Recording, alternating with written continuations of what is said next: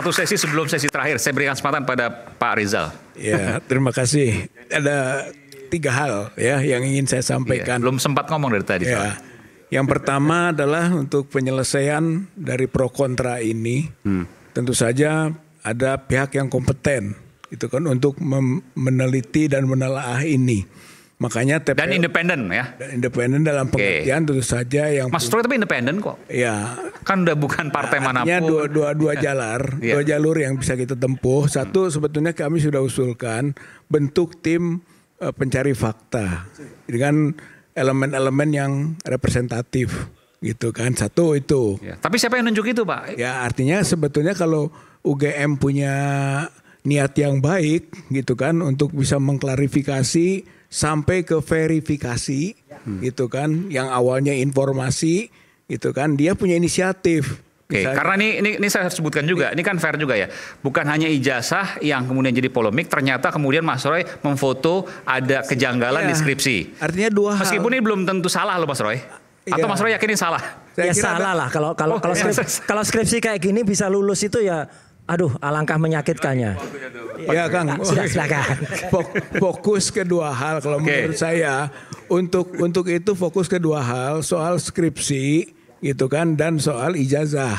Saya kira itu yang harus menjadi objeknya gitu kan mengenai itu. Kalau soal ijazah sekarang tambah lagi skripsi gitu kan. Ya dengan skripsi karena skripsi juga dianalisis oleh para ahli kan gitu dan muncul. Tapi Pak Rizal melihat memang ada kejanggalan juga skripsi. Ya, saya sepakat dengan pandangan-pandangan para ahli itu, Pak Roy dan Pak Rismon. Gitu kan sehingga dengan begitu juga akhirnya TPUA gitu kan memasukkan perkembangan ini ke ruang yang punya kompetensi juga. Pak, tapi saya mau nanya, ini TPUA baru terbentuk atau udah lama? Oh, TPUA sudah lama. Kenapa TPUA yang maju, Pak, untuk soal ijazah Pak Jokowi? TPUA ini sejak awal gitu kan, itu sudah mengajukan, mewakili atau menjadi kuasa. Karena saya tanya gini, karena banyak juga nanti yang berpikiran bahwa ini residu 212 misalnya. Kan banyak kemudian disampaikan seperti itu.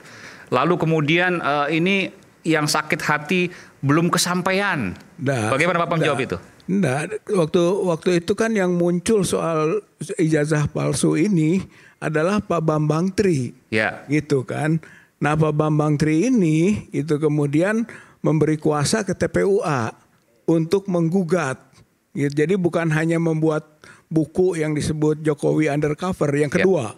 Gitu kan. Tapi menindaklanjuti dengan gugatan. Gitu kan sehingga masuk. Ada tim hukumnya waktu itu? Ada tim hukum TPUA. Saya sendiri tidak ikut, tapi bagian dari organisasi Anda. Itu kan sebagai satu institusi kan mau menjadi kuasa. Nah ini hukum. saya mau tanyakan, Anda bagian dari sejarah waktu itu yang kemudian soal buku Jokowi Undercover yang bicara soal juga terkait dengan ijazah. Yang pertama kan bukan soal itu. Saya pernah kupas buku itu, betul. Ya ada 2 buku itu kan. Jokowi Undercover itu soal pertama adalah soal silsilah. Ya. Yang kedua soal ijazah. Nah, pas ijazah itu yang menjadi kuasa hukumnya TPUA. Menggugat melalui pengadilan negeri. Kan Bambang Trinya akhirnya nyatakan bersalah. Artinya apa yang digugat oleh? Tidak. Nah itu coba silakan dijelaskan. Artinya konteksnya perdata pidana ini. Gitu ya. Waktu digugat itu perdata. Gitu kan. Waktu gugatan perdata nih tentang ijazah palsu ini. Perbuatan melawan hukum lah. Gitu kan. Digugat Pak Jokowi. Kemudian ketika mulai proses berjalan ditangkap Bambang Trinya. Kemudian diproses pidana bersama-sama dengan Gus Nur. Nah TPUA mendampingi. Gugatan perdatanya nggak dilanjutkan? Perdata nggak dilanjutkan karena ditahan bagaimana mencari bukti dan yang bersangkutan bisa terlibat. Akhirnya malah berbalik pidana ke Bambang Tri. Akhirnya pidana ke Bambang Tri, terbalik tuh, gitu kan. Dan Gus Nur berdua, TPUA mendampingi sebagai kuasa hukum. Proses berjalan. Waktu di Pengadilan Negeri Solo divonis tentang hoax, gitu kan, tuduhan mengenai ijazah palsu. Itu tidak terbukti hoax atau Undang-Undang Nomor 1 Tahun 1946. Ya sekarang sudah dihapus oleh MK. Sudah itu kan nggak ada tuh. Tapi itu dasarnya. Sehingga divonis 6 tahun. Tapi nanti naik ke tingkat Pengadilan Tinggi Semarang dan Mahkamah Agung itu dianulir. Jadinya terus bebas? Bukan. Pada delik yang lain. Delik yang lainnya ujaran kebencian. Undang-Undang ITE. Itu sementara yang tadi sudah tidak dipakai lagi. Nah, dengan dasar itulah kemudian TPUA menggugat lagi ke Pengadilan Negeri Jakarta Pusat, di mana prinsipalnya nambah, bukan hanya Bambang Tri, tapi saya, Hatta Taliwang, Muslim Arbi, Taufik Bahaudin ya, yang dari We Watch, 5 orang dengan kuasa hukumnya TPUA. Yang akhirnya putusannya NO, gitu kan? NO itu kalah atau menang? Ini perlu dijelaskan. Itu tidak kalah tidak menang. Saya kira Prof juga semua. NO itu apa? Singkatannya apa? Niet onafhankelijk. Artinya? Artinya tidak diterima. Artinya itu tidak ada yang kalah tidak yang menang, bisa diulang. Pada soal tudingan ijazah tadi. Oh iya, kita tudingan belum sampai ke proses pembuktian nih Pak Iman ya. Pembuktian ijazah? Pembuktian ijazah belum sampai itu yang namanya pokok perkara. Vonis pengadilannya adalah kami tidak berwenang. Gitu. Jadi sebenarnya dalam sejarah proses peradilan belum pernah Pak Jokowi menang. Tapi Bambang Trinya kan di penjara akhirnya. Enggak, yang di penjara itu karena ujaran kebencian. Kaitan ke ijazah? Tidak ada hubungan dengan ijazah. Tahunya dari mana? Kan awalnya ijazah itu. Ijazah itu divonis di Solo. Ya kan? Tapi nanti dianulir. Jadi ITE kan? Jadi ITE. Gitu. Sehingga nggak ada hubungan dengan ijazah. Jadi ijazahnya Anda menyimpulkan bahwa ijazahnya masih belum terbukti, kasusnya masih gantung. Masih gantung. Bahkan masih dinyatakan sebagai... Ini kebetulan fakultas hukum semua. Akhirnya itu dalam kaitan ini sebentar ya. Kita jadikan bukti tadinya kan, bukti putusan pengadilan tinggi dan putusan Mahkamah Agung. Ayo kita uji di pengadilan perdata gitu. Dari putusan pidana ini kita uji di putusan perdata di Pengadilan Negeri Jakarta Pusat lagi. Tapi putusannya kan tidak berwenang. Jadi sebenarnya dalam sejarah peradilan belum pernah Pak Jokowi menang. Gitu. Dan belum pernah soal ijazah ini. Soal ijazah ini. Satu itu soal hukum ini. Sehingga kami terakhir masuklah ke Bareskrim. Saya kira ini tadinya penyelesaian ini. Tahun berapa itu? Baru 2024. Bulan masih ingat? Desember. Oh, baru kemarin. 9 Desember 2024 kita masuk ke Bareskrim. Gitu kan. Kemudian dengan perkembangan yang ada, kita tambah-tambah bukti. Sampai sekarang kita tambah-tambah bukti itu sudah 15 bukti masuk. Terkait dengan ijazah palsu? Ijazah palsu. Hanya satu ijazah palsu? Ijazah palsu. Dan skripsi. Dan skripsi? Udah masuk skripsi. Dapat dari mana? Udah di foto-foto juga kayak Mas Roy tadi? Dari data-data ini. Dari data-data Mas Roy. Dari data-data Pak... Oh, Mas Roy udah lama nih foto ijazahnya? Belum, barusan. Ini maksudnya tambah. Kalau yang barusan. Yang ini tambahan masuk, baru. yang ini masuk tadi. Oh, baru dari Mas Roy. Yang ini yang Mas Roy ini dan yang Pak Rismon. Apa yang digugat? Artinya ini bukti gitu kan bahwa skripsi itu palsu. Jadi bukan hanya ijazah. Bukan hanya ijazah. Palsu. Itu masuk. Makanya akhirnya kita dorong Bareskrim bergerak. Gitu karena ini sudah menjadi perhatian publik. Gitu kan, supaya bisa selesai semua ini. Buktikan bahwa ijazahnya palsu atau asli, dan buktikan bahwa skripsinya palsu atau asli.